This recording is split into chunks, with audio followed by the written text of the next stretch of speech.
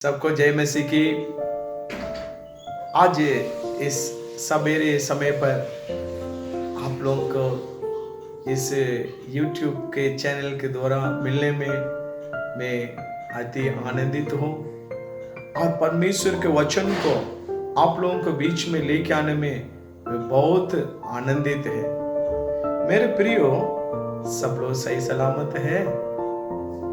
अच्छा, ठीक है। मुझे मालूम है परमेश्वर को विश्वास करने वाला लोग प्रभु को ऊपर विश्वास कर भरोसा रखकर उसके वचन का अनुसार चलने वाले लोगों के ऊपर हमेशा उनका अनुग्रह बढ़ते रहते हैं और उसका बचाव बना रहता, उसके लहू के नीचे हमेशा छिपा रहता है। हालेलुया। आइए मेरे प्रिय लोग, आज हम लोग अध्ययन के लिए बाइबल से एक वचन पढ़ेंगे। मत्ती सुसमाचार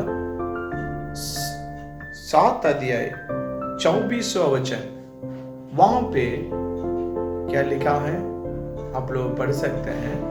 मत्ती सुसमाचार 7 अध्याय 24 वचन से मैं पढ़ रहा हूं। इसलिए कोई मेरी ये बात सुनकर उनमें मानता है, वो उस बुद्धिमान मनुष्य के समान ठहरेगा जिसने अपने घर को चट्टान पर बनाया और मेघ बरसा और बाढ़ आई और आंधियां चली और उस घर के ऊपर टकराई, फिर भी वो नहीं गिरा क्योंकि उस घर उसके नींव चट्टान पर डाली गई।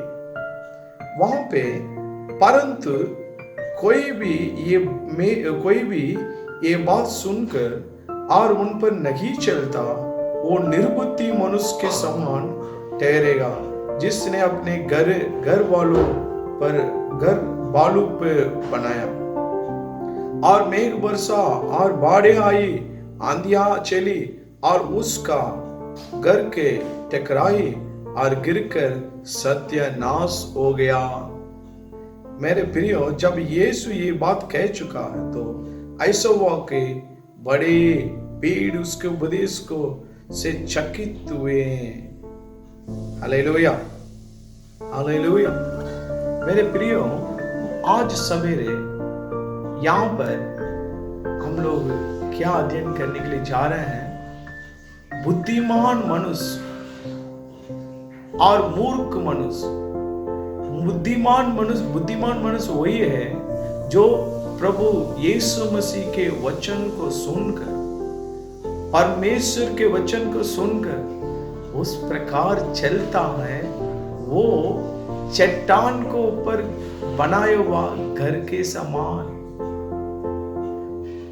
वहां पे लिखा है, घर बनाने के बाद मेघ बरसा और वहां पे लिखा है बाढ़ें आई और लिखा है आंधियां चली और उसको ऊपर टकराया। मेरे प्रिय लोग, मैं आप लोगों को थोड़ा नूह का जहाज के समय पर, नूह के जल प्रलय के समय पर जो हुआ है उसके बारे में थोड़ा आप लोगों को ध्यान में ले जाना चाहता है। वहां पे देखिएगा, पहले मेघ बरसा 40 दिन 40 रात, उसके ऊपर बहुत बड़ा बाढ़ आई, सबसे बड़ा बाढ़। तीसरा, और वहां पे क्या लिखा है उधर उसका आंधियां चली। क्यों आंधियां चलाया प्रभु? बाढ़ के बाद आंधियां था। बाढ़ के बाद क्या आया? आंधी। प्रभु ने आंधी इसलिए भेजा वहां के पानी सूखने के लिए। परमेश्वर ने उन लोगों को सुधी लिया, लेकिन उसके बाद क्या हुआ? वो उसके ऊपर, उस जहाज के ऊपर टकराई, लेकिन पानी के जहाज को कुछ नहीं हुआ। मेरे प्रिय लोग, उसी प्रकार से जो मनुष्य परमेश्वर के वचन को सुनकर विश्वास करके और उसी प्रकार से चलता है, उनको जीवन में कोई भी समस्या आए तो भी वो अटल रहेगा, बना रहेगा, आनंद से बना रहेगा।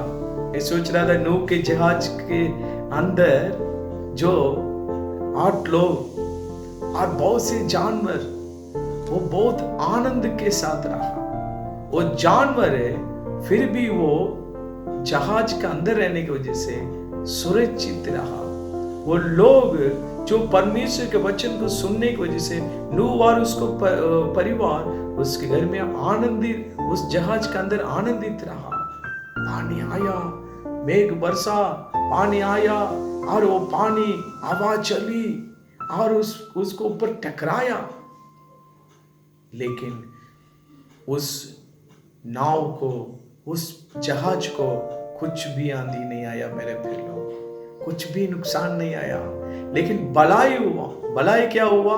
वो पानी पूरा उस आंधी में, उस हवा में परमेश्वर ने पवन चलाया, लिखा उस पवन में उस पानी सूख कर उन जहाज अच्छा जगह पर आकर एक चट्टान पर, अरारात चट्टान पर वहां पे आकर खड़ा हो गया। और उसके बाद उन लोग उससे जहाज से बाहर आकर उन लोग परमेश्वर का आराधना करने के लिए रखा। प्रभु उन लोगों को सुरक्षित रखा, सारे समस्या के बीच में बचा कर रखा। उसके सब खत्म होने के बाद फिर से परमेश्वर को आराधना करने के लिए प्रभु ने उन लोगों को रास्ता बनाया।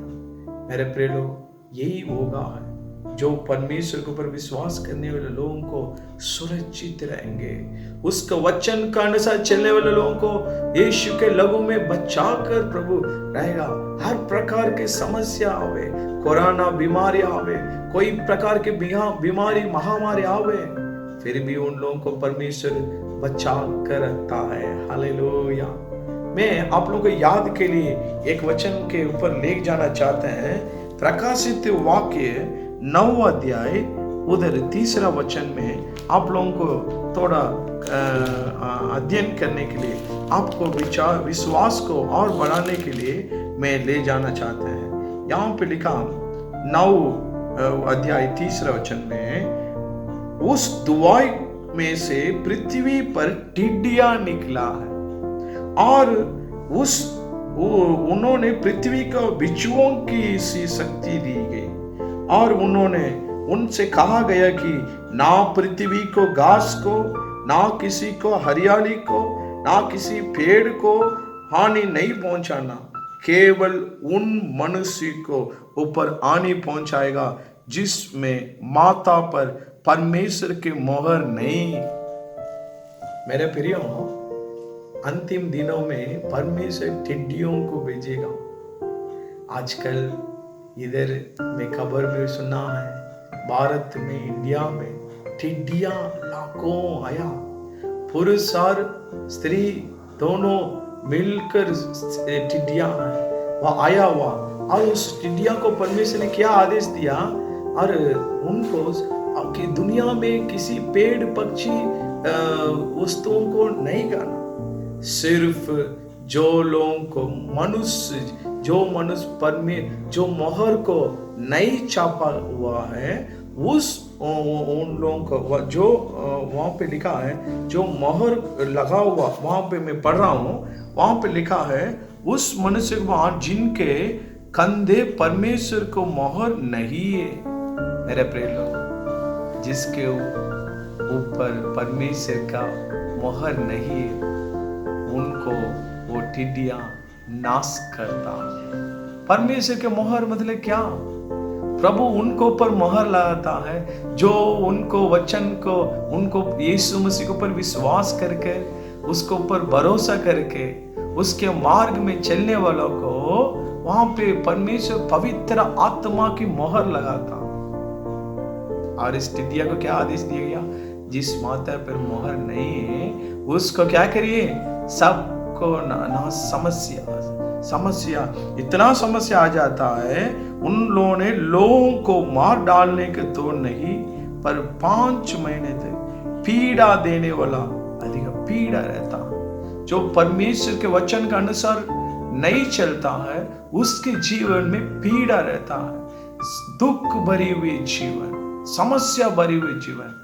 इसलिए मेरे प्रिय लोग, आज सवेरे समय पर आप लोगों को ये अनुरोध करते हैं, आप लोग परमेश्वर के ऊपर विश्वास करके उसके वचन के अनुसार चलकर, उसके वचन को अनुसार हमारे जीवन में चलाकर चट्टान पर बनाए हुआ बुद्धिमान मनुष्य के समान बनिए और पवित्र आत्मा के मोहर हम लोगों को हम लोग जीवन में परमेश्वर मोहर लगाने दीजिए, ताकि जो नष्ट करने वाला टिड्डिया भी आएगा, टिड्डिया के जैसे दुष्ट शक्तियां आएगा भी, कोई भी बीमारियां महामारियां आएगा भी, आपको नहीं छू सकता। मेरे प्रिय लोग, आइए हम प्रार्थना दुआ करेंगे। और उसके पहले मैं आपको याद दिलाना चाहिए, ये टिड्डिया उड़कर आ गया, करोड़ों टिड्डिया कैसा आया? हवा में परमेश्वर ने एक हवा चलाया, आंधी चलाया, उस हवा में उन लोग एक इतना तेजी से लोगों को आंधी पहुंचाता। आप उस समस्या से बचना चाहते हैं तो आइए आज अपने जीवन को प्रभु यीशु मसीह को अपने बुलाए, विश्वास रखिए, प्रभु जी मैं भी आपको वचन के अनुसार चलेंगे राजा, पवित्र आत्मा का मोहर मेरे ऊपर लगाए रखिए। मैं भी बुद्धिमान मनुष्य बनना चाहता है, मैं भी चट्टान के ऊपर बनाए हुआ मनुष्य बनना चाहता है। मुझे मेरे जीवन, मेरे परिवार को भी आप बनाए। मेरे प्रिय वचन में लिखा है, जो लोग भालू को ऊपर बनाए हुआ घर, वो हवा आई, टकराई और क्या हो गया? सत्यानाश हो गया।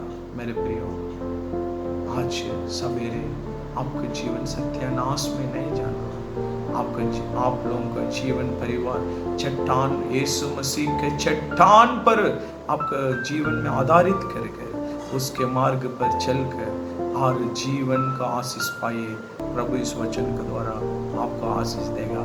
आमीन, आमीन, आमीन। जय मसीह।